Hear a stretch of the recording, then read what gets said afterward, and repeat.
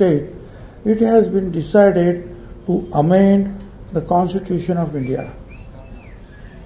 हे त्यांनी चक्क लिहिलेलं आहे की ज्यांना दलित वर्गात, आदिवासी वर्गात, ओबीसी वर्गात जे बसत नाहीत परंतु आर्थिकदृष्ट्या मागास आहेत, शैक्षणिकदृष्ट्या मागास आहेत, पण ते सामाजिकदृष्ट्या मागास नाही, हे जे रिझर्वेशन आहे 50% आतलं, हे सामाजिकदृष्ट्या मागास असलेल्या लोकांचं आहे. 50% आपण जे म्हणतो ना, ते सामाजिक, आर्थिक आणि शैक्षणिक आलंच, पण सामाजिकदृष्ट्या सुद्धा. पण असे काही समाज आहेत, गरीब आहेत, अशिक्षित आहेत, पण सामाजिकदृष्ट्या मागास नाहीत, त्याच्यासाठी हा EWS जे आहे त्यांनी काढलेला आहे. आणि त्याच्यामध्ये त्यांच्या स्टेटमेंट ऑफ ऑब्जेक्शन रिझन्समध्ये जे आहे ना, पूर्णपणे त्यांनी ते म्हटलेलं आहे.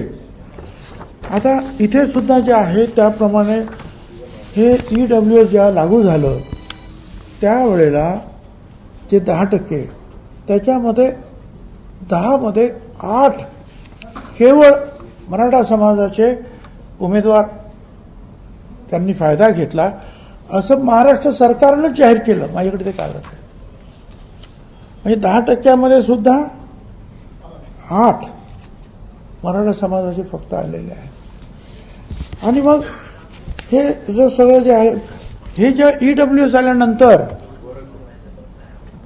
गुजरातमधलं जे पाटीदारांचं आंदोलन बंद झालं, गुर्जर समाजाचं आंदोलन बंद झालं, जाटचं बंद झालं, साऊथमध्ये काबूचं बंद झालं, कारण त्यांना 10% मिळाले.